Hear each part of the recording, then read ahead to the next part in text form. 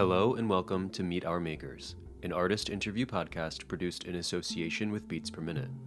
I'm your host, Jeremy J. Facette. On this episode, we get to meet Hayden Thorpe. Hayden is a singer-songwriter from the UK, probably best known for his original band, Wild Beasts, who disbanded a few years back and the members of which kind of launched into their own solo careers, including Hayden. And he has just recently put out his third solo record called Ness. In this chat, Hayden and I go really deep into the weeds of what Ness is. Both the album itself, like the lyricism, the musicality, the production, the composition, the inception of it, but also the place that it's about.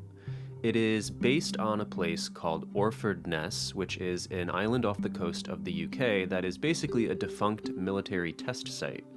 And the lyrics on this new record were taken from a book written by Robert Macfarlane.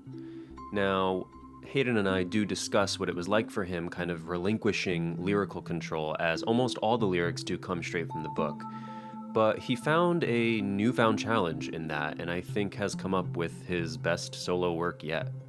We talk about what this site means to him and what the book meant to him, and all the beauty, the wild, untamed beauty that he found there, and how history refracts within the present, especially in a place like that. We do touch on Wild Beasts, a band that I'm quite fond of, and what it was like working for so long as a band and then bringing that band to a close. And there's a lot more in between too. So thank you for listening. This is me meeting Hayden Thorpe.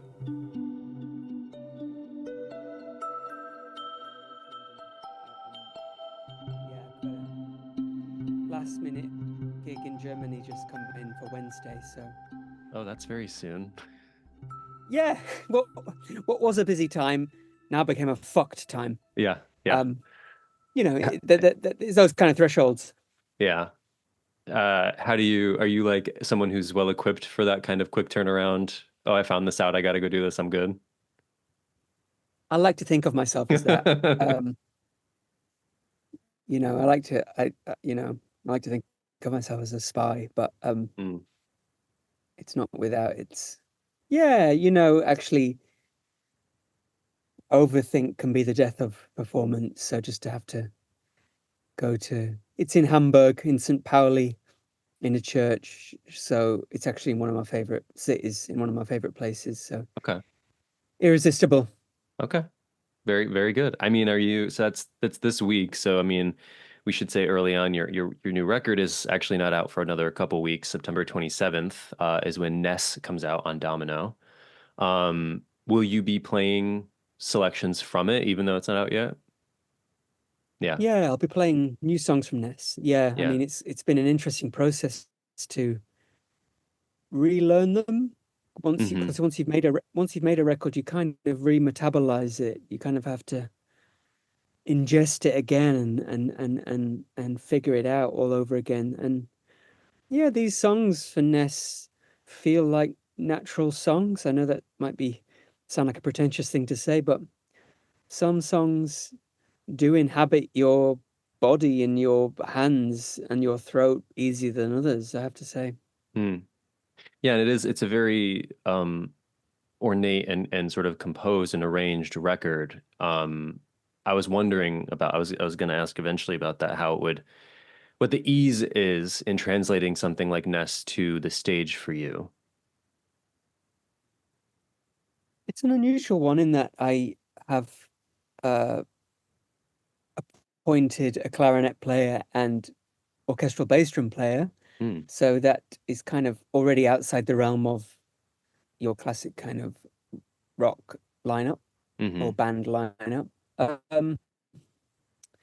But in fact, it's quite amazing how potent and how transportational those kind of instruments can be. I guess it's quite a new. I guess it's something I've realized how we conform so much to these standardized instruments, typically, and how, for instance, an orchestral bass drum, I only ever experienced it kind of in the back of a classical music venue kind of making some rumbling sounds. But when you're in the presence of it, in the kind of in this very studio I'm sitting in now, you're really kind of exposed to a very visceral and physical feeling. The orchestral bass drum is typically made of a calf skin Hmm. s- stretched taut over a wooden drum, and there is something flesh-like and carnal about that sound. And Delia Stevens, who plays orchestral bass drum on the record and with me live, phenomenal player. She's actually a vegetarian, and it's one of the great kind of dissonances in her life that her artistry depends upon this animal skin, and it's Hmm. because it's a large drum. It's not only a skin; it's like half a cow, you Yeah. know. And when I went to label these sounds as I was recording them, I'd put things like I'd say like I don't know how to describe that, so I'm just going to say T-Rex drum because it had this kind of like Spielberg-esque ominous quality to it. So Yeah. I'm looking forward to bringing those kind of instruments into uh, the kind of spheres that I play. Yeah. No, yeah, I was just very curious about that because I got a quick chance to listen to the album this morning um and afternoon on my commutes today. And yeah, it's we as music listeners before this era of your work know you for a somewhat more traditional rock sound, at least in comparison. I mean, Wild Beasts was sort of theatrical, but the rock elements were there. And then your solo stuff has been quite electronic or sort of synth based, and there's been beats, and there's been something more like instantly recognizable, I think, about those palettes. And then Ness is like, it just left me kind of wondering, kind of, okay, how is this going to translate to a stage performance? Because it almost feels like an art piece. It feels sort of like an Mm. installation almost, even though it's I'm just hearing it. I don't know. So that's I was just Mm. curious about that. Yeah, I guess it's interesting in that most songs are typically about yourself. Mm, So you bring yourself to the song, and it has a level of authenticity to it because it's about you and you are kind of channeling it. But Ness is about a place, so it kind of flips, it inverts the kind of usual methodology for a song. You have to kind of become it. You mm, step into it and its world.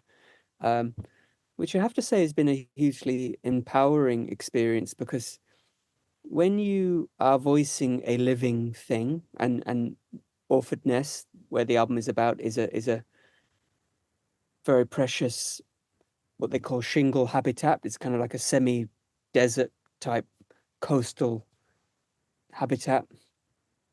When you become the kind of human form of that space, I have to say you kind of inherit this life force and this power. You kind of you become more than yourself, and it's been a really unexpectedly moving experience mm. to kind of voice a non-human form.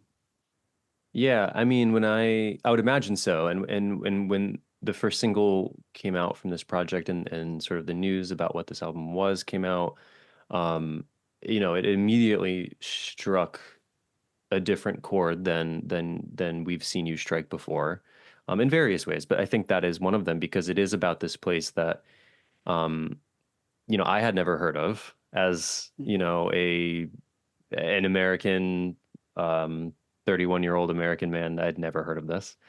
Um, I would imagine a lot of people, especially outside the UK, probably don't have a lot of familiarity with this place. Unless, of course, they are into geography or have read this book that Ness is based upon.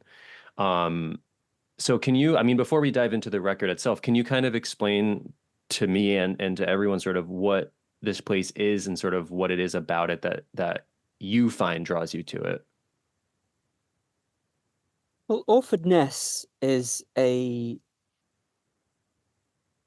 I said, semi-desert like landscape on the southeast coast of England, and it's a place where kind of at the edge of the world. It's kind of as far away from England as you can get. It's kind of Mm. right on the edge, and it's where the Ministry of Defence developed modern weaponry from, the turn of the century through the World Wars into the Cold War.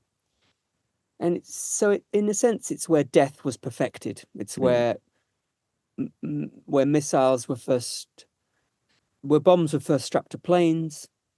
It's where radar was developed. It's where high-speed photography was developed. It's kind of, yeah, the dawn of modernity kind of happened in essence there. And they also figured out how to play God and how to develop these or miniaturize these weapons that could end a city. So it has a very dark history, quite morbid history. And what's left there now are these kind of remnants of the laboratories, these huge concrete Parthenon-like structures where they kind of built these weapons. And in 1993, it was taken over by the National Trust, who are kind of, the authority in this country on wild spaces, and they rewilded it, left it to go to ruin. So you have this kind of very ornate and precious flora and fauna habitat amongst these very dystopian, paranoid structures. And it creates a very kind of eerie atmosphere. It's kind of beautiful on one hand and also doom-like on another. And Mm. it sounds like something to me. It has a sonic soul, I think. Mm. And I'm guessing you had not like been there before this book and researching for the project. No, I hadn't been there before. I mean, Robert Macfarlane, who wrote the book Ness, his words had come to mean a lot to me. His books had kind of soundtracked or book tracked, I should say, my kind of return to uh, nature in a way. I left the city during the pandemic because everything went to shit. And Mm. on a personal level, those kind of calamities meant I ended up back at my dad's place in the house I grew up in. And that came with a lot of dislocation and a lot of kind of self searching. I felt kind of failed, I Mm. guess. I guess I felt like a failed project, and I had all those kind of biases that city people have in tend to have in kind of natural spaces. And Robert's words and his telling of the natural world reinvigorated and allowed me to reimagine my position, and I came to feel very fortunate to be in proximity to these wild spaces. And through fan mail, through me writing, telling him, we kind of connected and began adapting his book, Ness. And I should say that the book is also accompanied by illustrations by Stanley Dunwood. Stanley Dunwood of Radiohead fame. He does all Okay. the Radiohead artwork. So yeah, there are two kind of formidable makers in that kind of presented this work in quite a surrealist, almost psychedelic way. Mm. Um, and it was an irresistible world to kind of step into. So was there something in reading his words specifically about Ness that, like, I guess I'm wondering, when did you realize that this world would be suitable to kind of transform into this musical piece? Like, was that like an immediate reaction? It's a good question.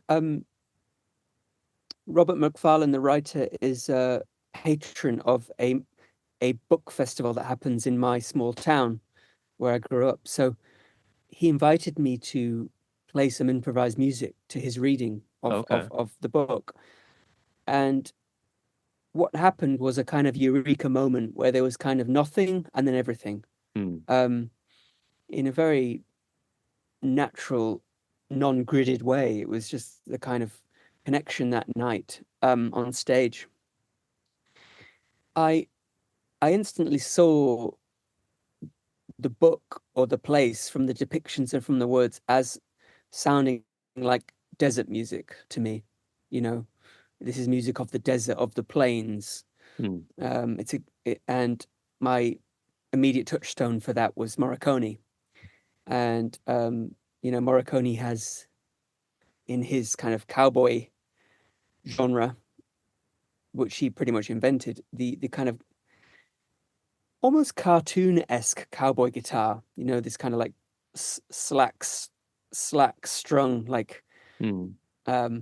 minor chord guitars. So I instantly had a kind of tool. So I had these kind of cowboy chords that I kind of started strumming along to in a kind of heart worn way to Rob's reading. I thought what was also really interesting about using Morricone and cowboy music as a reference is that if you think about the emergence of cowboy culture and how the West was won in a way, how the revolver beat the bow, and how the kind of wilds were tamed Hmm. and progress happened. That echoes over to Orford Ness, where the same kind of bloodthirsty pursuit of progress meant bigger and bigger weapons were made to beat back nature and to kind of overcome nature. Hmm. Um, and when you certainly get into the nuclear era, we're talking about mastery of nature. Right.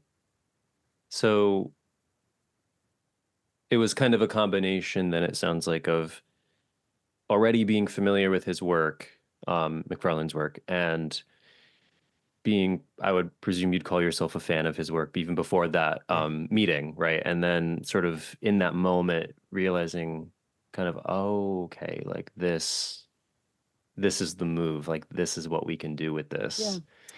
Because it had been a few years. I mean, it's been a few years since your last solo record, and it's not necessarily the kind of album that people would expect you to come out with. I mean, I think I'm right in saying all the words on the record are from his book. Is that correct?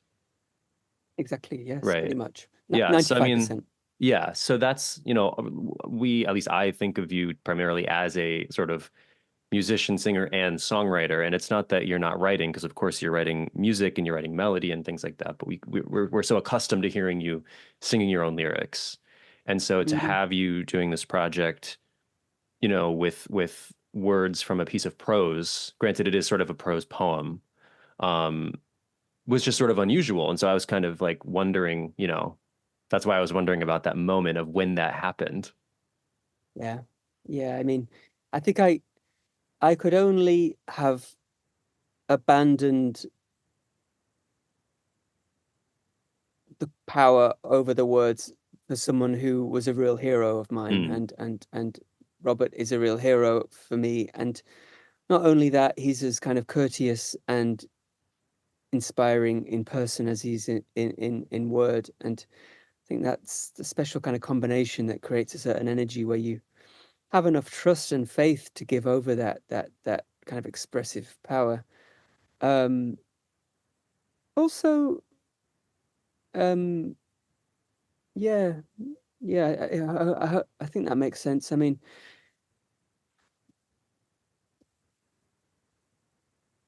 yeah, yeah. I would just, I would imagine it forces you or inspires you, we could say, to sort of flex muscles more strongly or in different directions that you maybe have never done before, because you didn't have to rely on the words so much. But then that does maybe put more of an onus on melody and music and composition. I think you're absolutely right. I mean, um, I think one of the factors was this project was just about crazy enough to feel enticing, or feel worth doing. I think its USP is that maybe I'm the only mad bastard who would take on such a hugely ambitious project about a X weapons development site off of the southeast coast of England. There's something there's something stupendously absurd about it that makes it all the more kind of alluring. And I Mm, think you know it kind of felt like the ultimate radical idea to indulge this to such an extent, this kind of this prospect of making work not about myself and about this landscape that actually in itself has a very human story. You know, bad things happen there. It did bad things, um, dangerous and wrong things happened. But it's a story of redemption and healing and kind of growing. And that was a story I felt I could personify and kind of inhabit in a very kind of authentic way. Mm. Um, and the text is almost like a libretto. So by that I mean a kind of like the text of an opera. Mm-hmm. And I don't know a great deal about opera, and obviously it's not really sung in English often. But what I do know about it is it kind of is making something beautiful and and romantic out of the kind of anguish and eternal agony of being human. Yeah. There's kind of that it's that elevation of the impossibility of living, Yeah. and I kind of that felt that felt viable for me as a way of working. I mean, when you say it that way, I can sort of see threads to your past work because I do think you are a songwriter who, whether you've always written strictly about your own experience or observations of yours or what have you, you are a songwriter, I think, who has sort of exalted the more, I hesitate to say like tragic, but there is a certain like tension in a lot of your songs and a certain drama in just the storytelling, you know, and that is kind of what opera does. It sort of heightens an already heightened situation, and it takes anguish, as you say, or tragedy or heartbreak of unbelievable proportions and makes them into a drama to watch and digest. And yeah, now that you're saying that, I can kind of see some connective tissue, I guess. Yeah, I think it's interesting because Ness as a book dares to be morbid, Mm, and that's what I found really potent about it. It was like because there's not many you'd be surprised how little space there is to kind of delve into the darker side.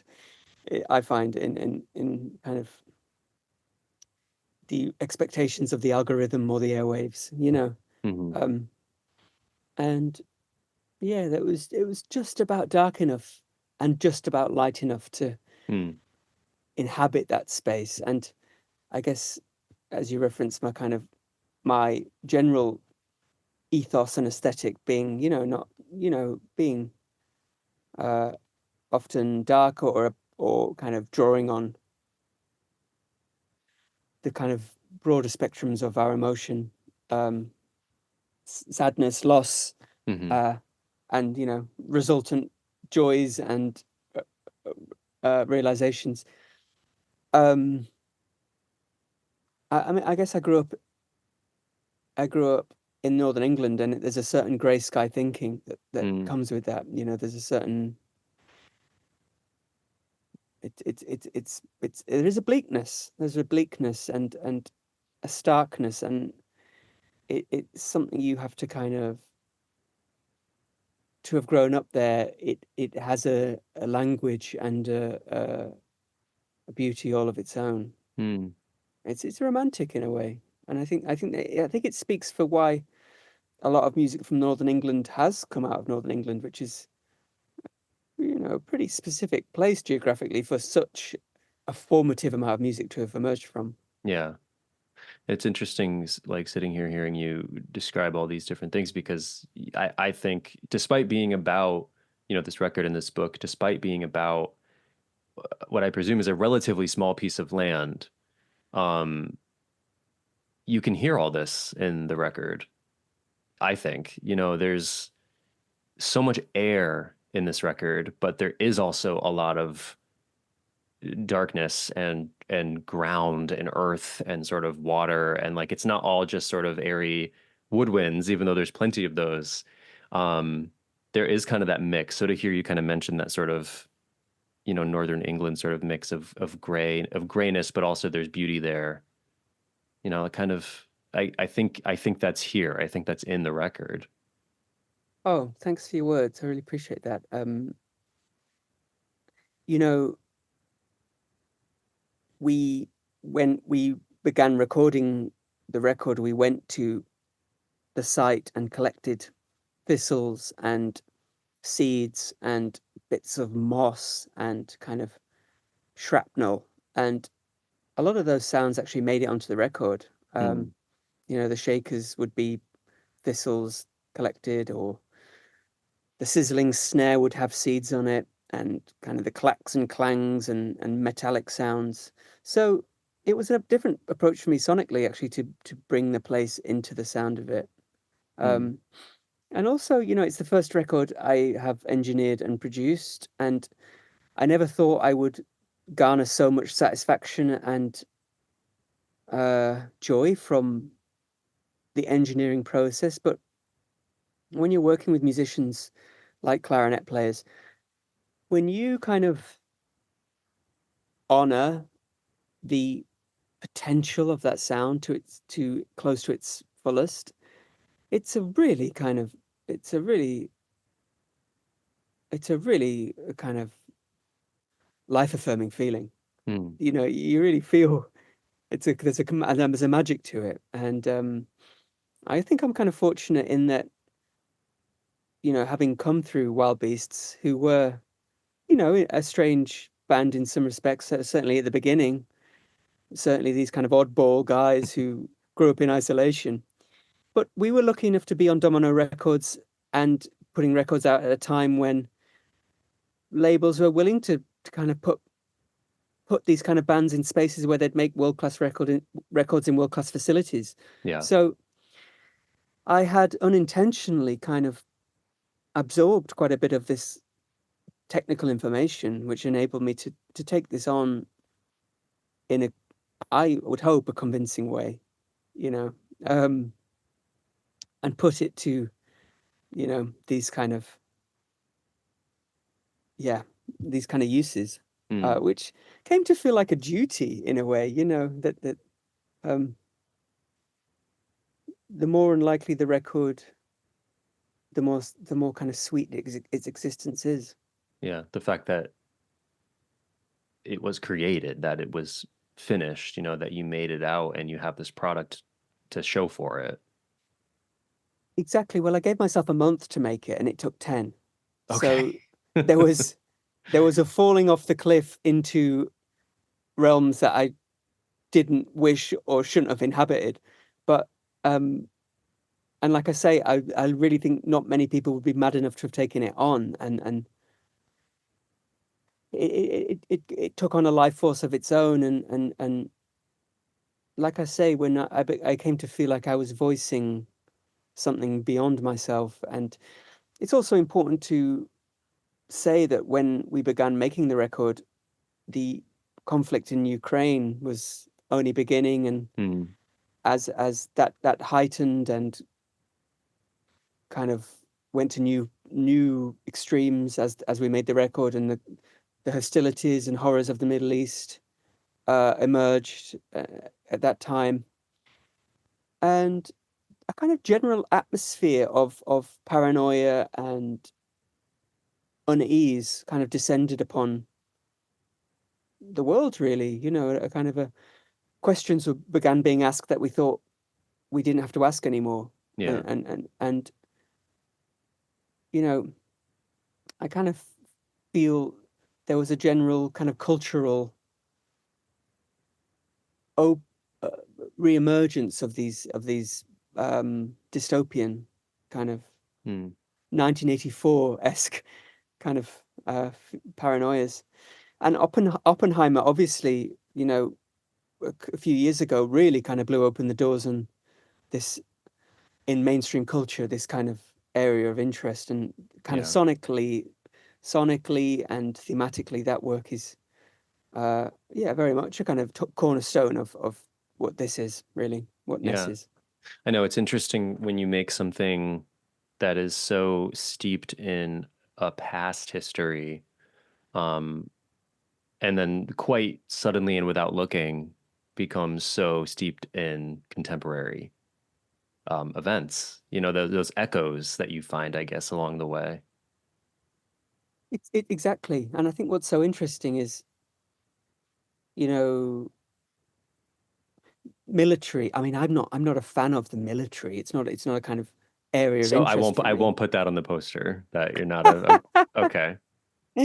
Um, but what's been so interesting is to sensualize this, to create a sensual album out of these kind of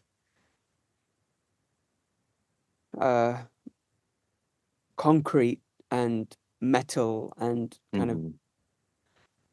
dynamite type kind of themes.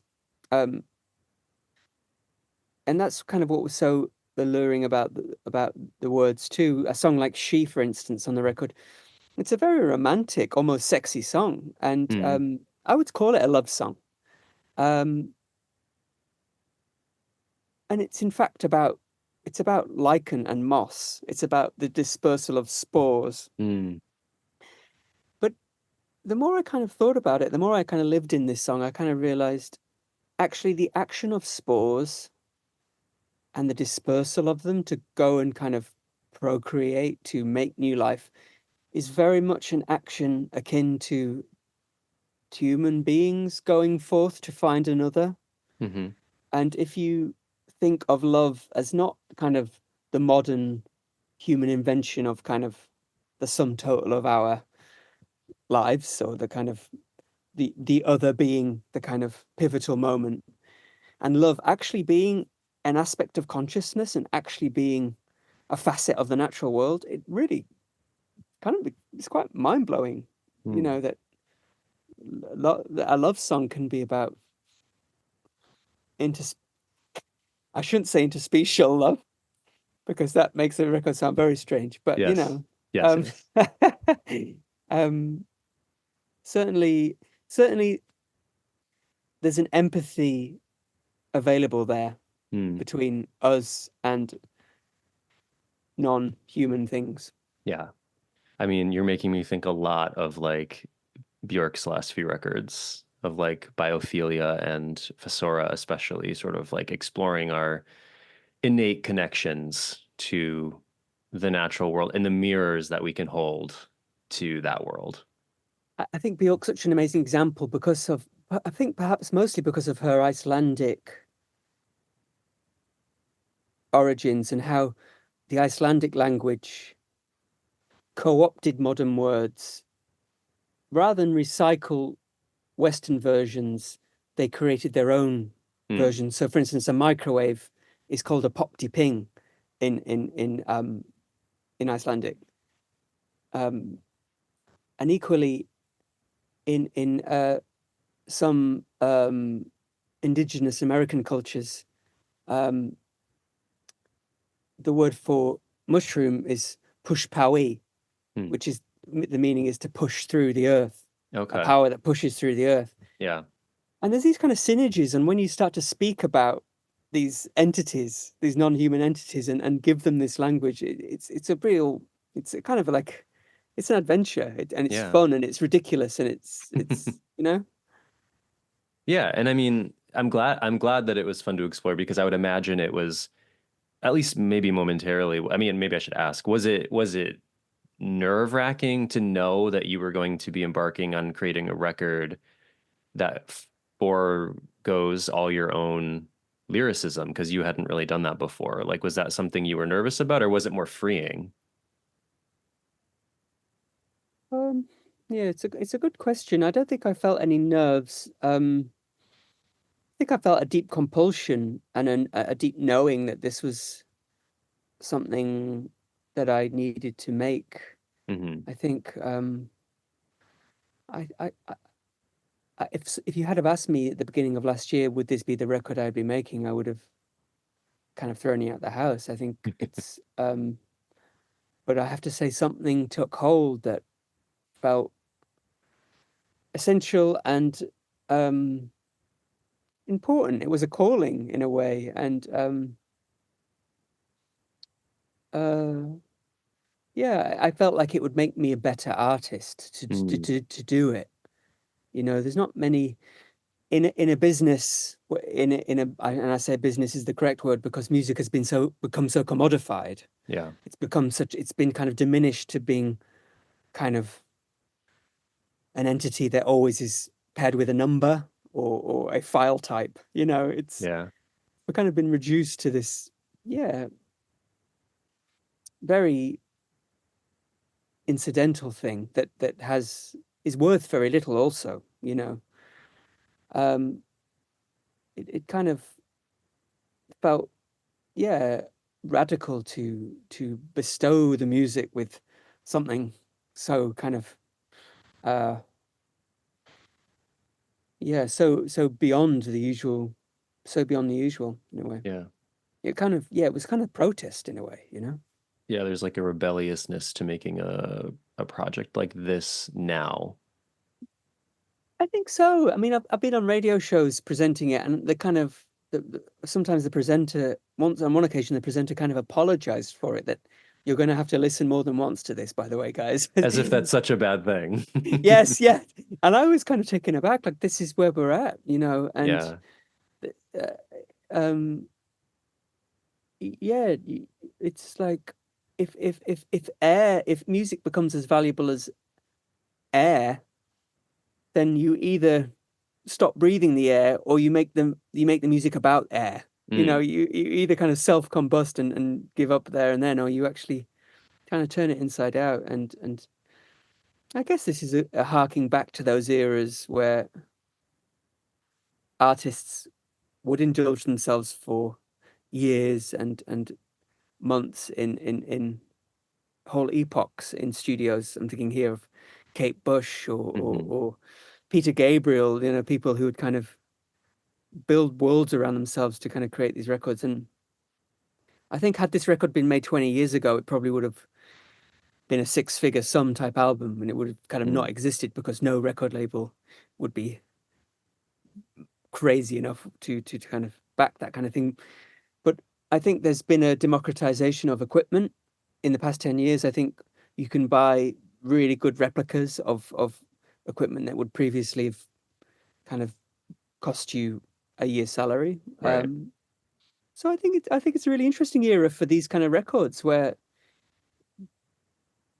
there's the artistry needn't be secondary. You can actually create world class authentic records for humble means, basically. Yeah. And you mentioned, you feel like you grew as an artist working on this project, and it can't be a coincidence that this is also your first record that you've produced and engineered. Do you feel like those are things you'll take with you into your next projects? Like, is this a process you'd like to play with again?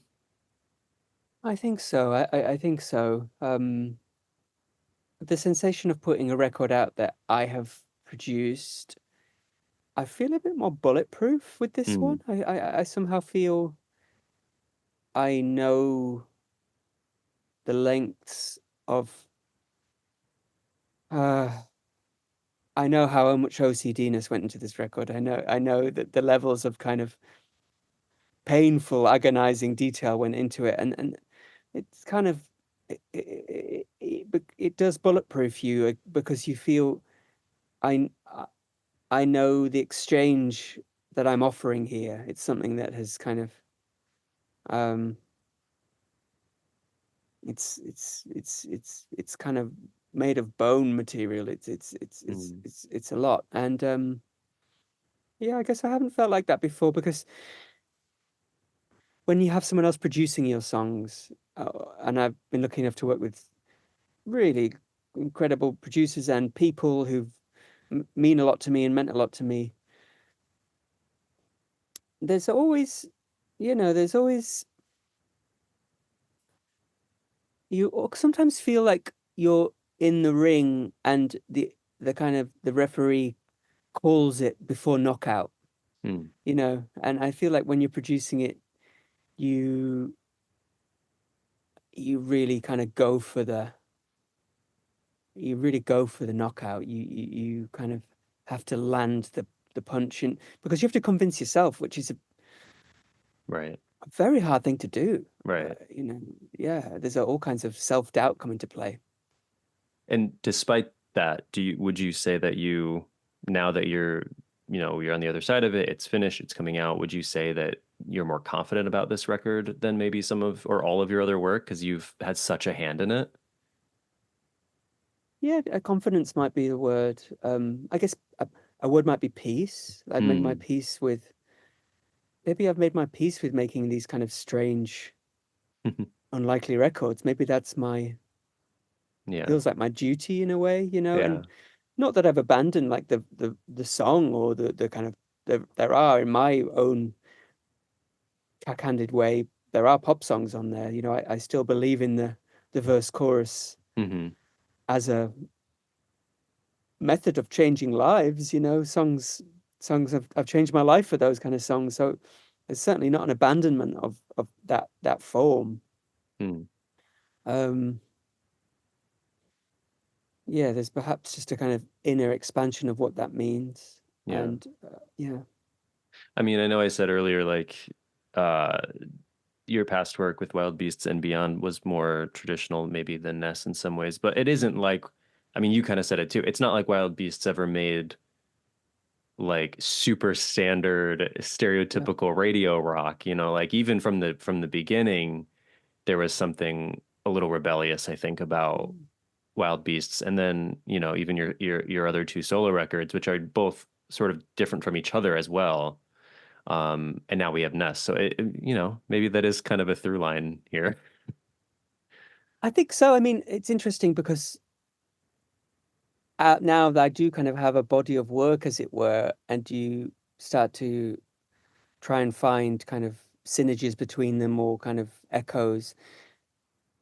They are quite different, but you know, compatible but different. I think I always see it as like a good sign of surrendering myself to the song and the process, you know.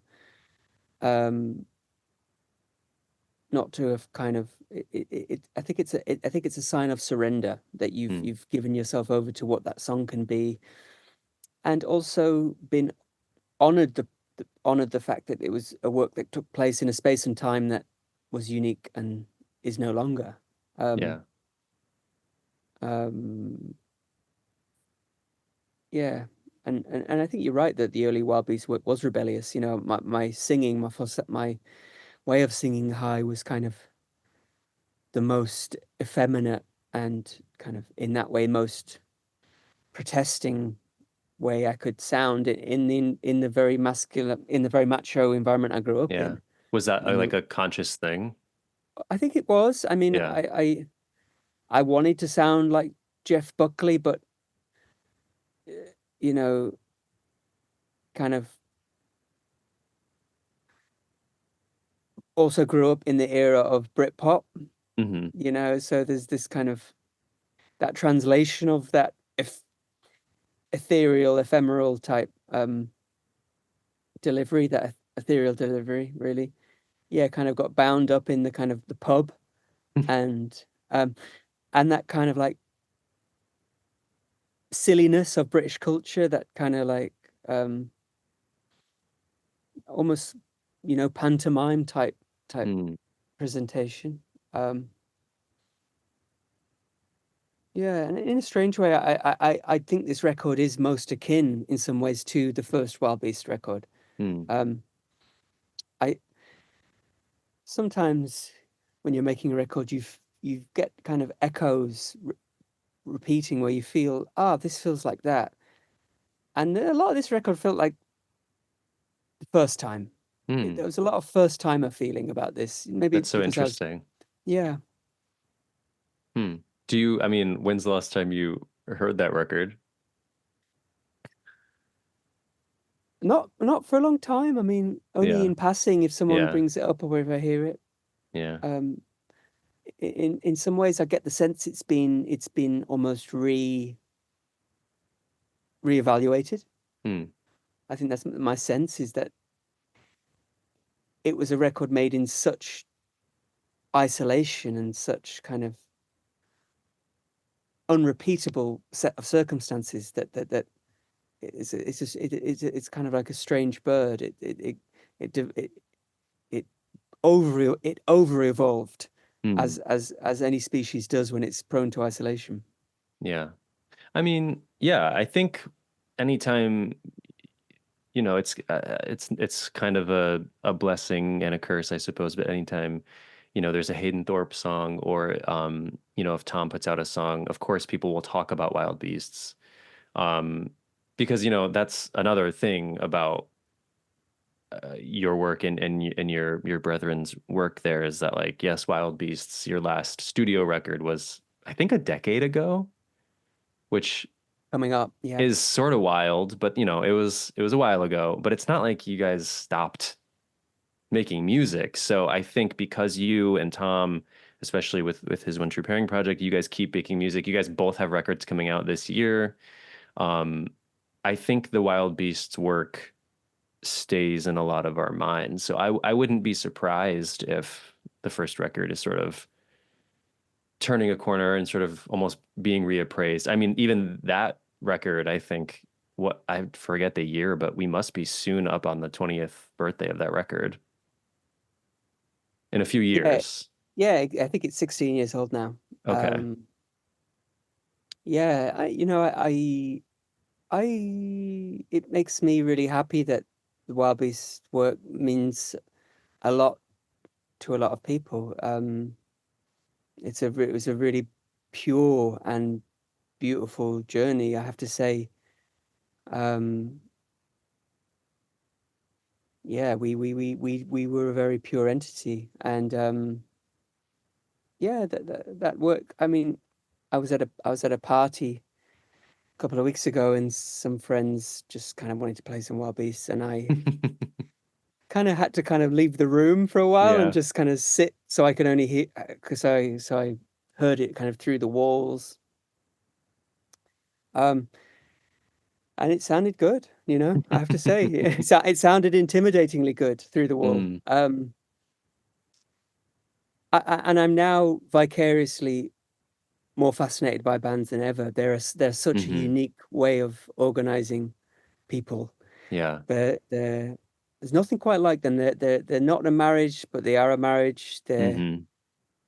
most of the time not physically intimate, but incredibly intimate. They're Right. a business, but a terrible way of running a business, They're like pseudo democratic, but maybe not really. Exactly. Yeah, exactly. And I find them so fascinating. And the echoes and the kind of, I guess the tropes and the stereotypes, the way people fall into roles and forms, it's just eternal. It's inescapable. Mhm. You see it in every depiction of every band, these, and maybe that's why they are so fascinating because they do reflect how humans connect. Yeah, our like most base impulses and egoism and things like that, for sure. I think you're right. I think ego is the essential component of a band, and the dissonance of ego can be a very potent thing. Yeah. And you know, yeah, and it's kind of masochistic to watch, isn't it? It's kind of delicious to see those dissonant egos going to work. Yeah. Do you ever, I mean, I'm not gonna ask you and put you on the spot if you like miss Wild Beasts, but do you miss ever kind of being in a band, having like the other people around to bounce things off of, or is kind of steering the ship too great? Uh, I wouldn't. It's not a missing. I wouldn't use the word miss. Hmm.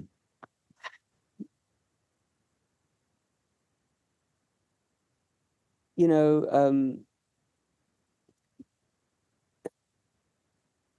there's like a Portuguese word, saudade, which is kind of like a different form of longing. It's like a kind of Yeah. a longing for what never was. And Right. I guess because we ceased to exist, there's maybe like a shadow wild beast in my head about what our records would sound like now. Right. And it isn't essentially a kind of active missing, but Yeah. it's more of a kind of ongoing relationship with what that spirit was. like wondering kind of I, where I it would be. yeah, Yeah. wandering, and I guess that goes for any kind of significant other or others, any kind of formative relationship. Yeah. You kind of they become it becomes a pillar in your psyche. It becomes something that holds up the roof of who you are. Yeah. And you can't help but kind of sometimes go back to it and like knock it and say, is that still solid? Is that still solid? Am I still kind of good to, is this foundation still working? Hmm. Am I good to still kind of use this as me? It's that kind of feeling. Yeah. I mean, was closing that chapter a particularly difficult decision? I think I don't think it was a difficult decision. It was a difficult thing to maneuver in the way we did. I've often described it as like trying to land a jumbo jet in Mm, in in a storm. It it took a lot of kind of wrestling to put down in a peaceful and honorable way. Um, I think anyone who make any maker would knows in their heart this story of choice, in that you keep having to re-choose your artistry at different intervals in your life, and the choice never gets any easier, and the stakes always get higher, and there's always a fork in the road where you have to re-choose it despite mm, the odds or despite the kind of uh, precariousness potentially of it, either economically or physically or psychologically. There's a there's an air of peril about kind of obsessive work like mm, making songs. And yeah, I guess it wasn't a difficult decision in that there was a juncture for us all as individuals and collectively where we seemed to be we chose, door B instead of door A, and stepped through it yeah. in with the same conviction and kind of assuredness that the work was made in. It was kind of part of the same movement. Right. It Yeah. would have been kind of antithetical to the work to somehow um, repackage it or create it in a different way that was perhaps more compatible to adult living. Yeah. And I mean, yeah, as also as opposed to sort of like waffling and petering out and like that kind of thing wouldn't, I think, have suited the project as much because you guys released 5 records that I think are all so identifiably wild beasts, and that was it.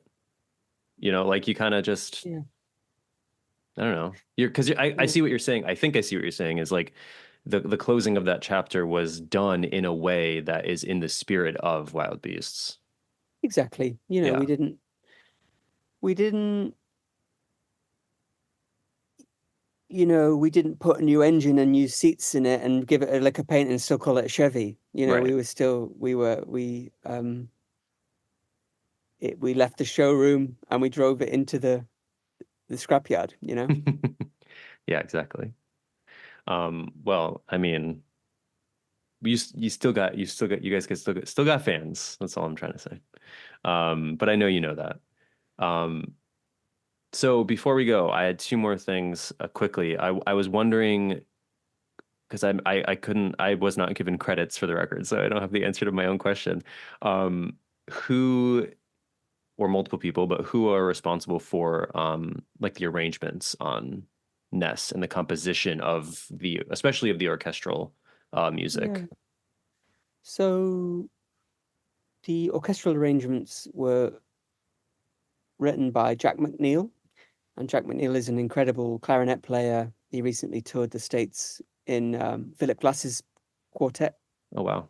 newest ensemble. So he's, a real kind of the majesty of his use of instrument is quite beautiful. Hmm. Uh, and Jack happened to be in the room that night that Robert Macfarlane and I first riffed and Ah, improvised the music for Ness. So that was like a kind of secondary eureka that the guy who would yeah. take on that work was in the room. What weird kismet you rolled into. Exactly. That's why it kind of appeared fully formed. And Rob brought in an old collaborator of his, Kerry Andrew, and they make really beautiful choral work. They're incredibly accomplished and kind of imaginative choral arranger. And I have to say, when Kerry sang their parts and when I heard their parts back, it would often leave me in tears. It was astonishing experience to kind of work with people of that expanse and kind of broaden my sonic palette so much. Jack brought in his ensemble, Propeller Ensemble, to play, as I described, orchestral bass drum and some trombone and trumpet and a sackbut, which is a kind of early Renaissance era horn instrument. Okay. And there's kind of there's a spinet on there, which is a kind of a primitive early piano. Kind of still playing with this like atemporal feeling. Exactly. Okay. It became a kind of haunted house. Yeah. I have to say it was quite wild at times, and synthesizers and kind of drum machines up against these sounds was pretty thrilling and unlikely. But I guess that was a reflection of Ness, the place, which is of very much of the natural world, where basically you have plants and animals inhabiting control rooms, places that were the kind of the most scientifically advanced places in the world. Right. And those two energies kind of coexist now, and Yeah. we captured that musically, I think. Yeah, no, that makes sense. And it is such a texturally beautiful record. I mean, the woodwinds, like the clarinet, um, it's so transportive, which was lovely. Which was lovely to listen to. So that's why I was curious about the arranger, because the arrangements are so integral, I think, to both the mood and also the story. Then, because they help Oh, depict the place. I'm glad you think so. Yeah, I think the clarinet is the sound of wood, and it's a Hmm. very soulful instrument. I mean, I'd only ever heard it Yeah. previously kind of played badly through practice room doors in high school, Right. Right. right? Um, and I was really taken aback as to how moving Hmm. an instrument it can be. I guess going back to the Morricone blueprint, you know, the quintessential cowboy sound is that ocarina line. Mm. Doo-doo-doo, Yeah. doo-doo-doo. And the clarinet is kind of the spiritual twin of that kind of Yeah. instrument. You know, Yeah. it was deliberately reflective of that.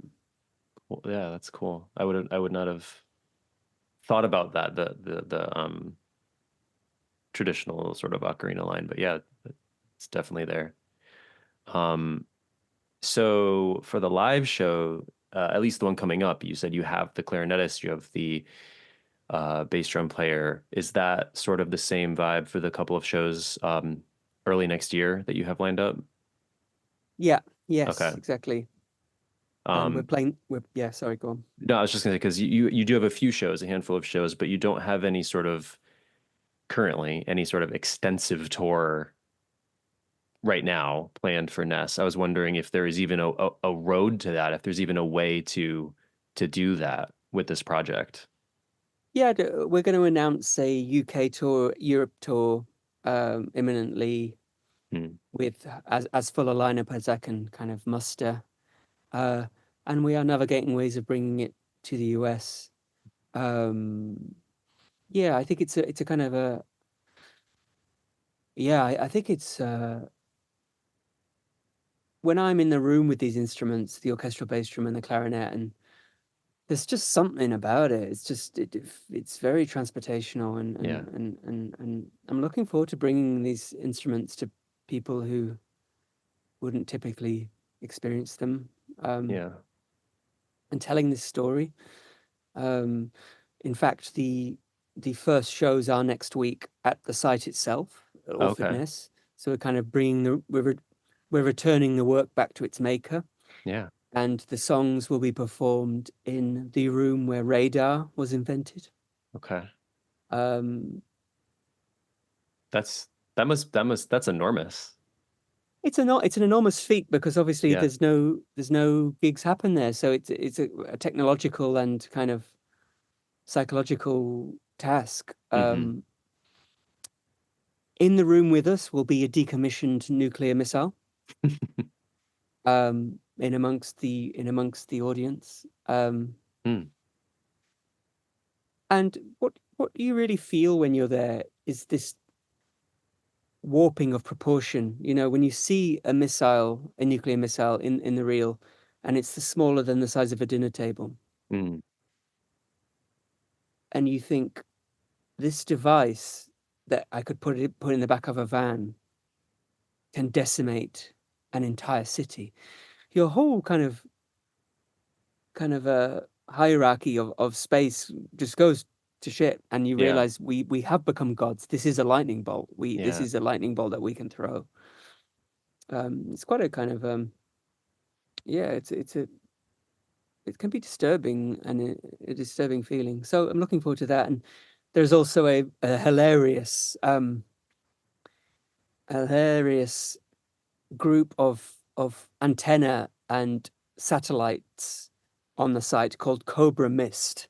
You Oh, couldn't get even more James Bond if you tried. yeah. And this was a harebrained idea between the US intelligence and British intelligence to create a huge, uh, vastly expensive network of receivers to kind of listen into Russia. Mm. It's kind of pointed seaward, Is it like a and Cold War thing? it's a Cold War thing. Okay. And and after this kind of grandiose development and huge budget, all they could manage to listen to was the kind of the Dutch fishermen going about their business in the North Sea. So now what we're left with is this kind of hilarious mark of failure, the Cobra Yeah. Mist. That's so funny. It's so great. And it's so funny to have such a like monument to just such failed ambitions and then have it be called something as like prototypically cool as Compromised. It kind of sounds like Tropic Thunder too, doesn't it? Yeah, You know, you can see yeah, it's just that's so funny. it's so ridiculous. It's like something out of a like Doctor Strangelove satire, like just so silly. It's so silly. Cobra Mist. I mean, someone got fired. Yeah, yeah, at least one person probably, yeah. I'm probably the wrong person, let's be real. Probably, yeah, Um yeah, yeah.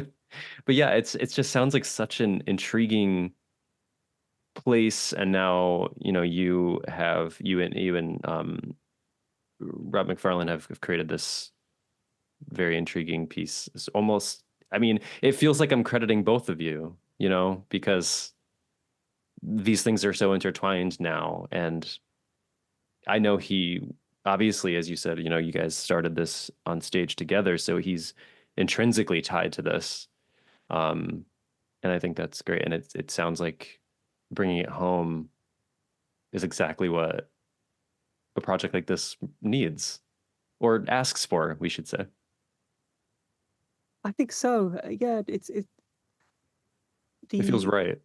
it feels right. You know, attend people who are attending have to get a ferry Hmm. across the water to the island. It's because it's off the mainland, Hmm. and you really have a sense of foreboding. It is the boatman taking you across. There is a sense of the other side as you go, Mm. where kind of rationality and order don't behave as they should. I mean, is this somewhere that anyone can just go? You can book in to visit Okay. on the days it's open and Okay. walk the site Yeah. and kind of you can't walk off path. There are kind Okay. of signs that say there are submerged explosives around, Right. and it's a site that they kind of just bombed the shit out of for decades to see how big the explosion could be. And it's very strange. I mean, that's a very human thing in itself, that this land that was at once only seen as worthy of being decimated is now actually protected by the greatest environmental laws in Europe Right. because of its rejuvenated habitat.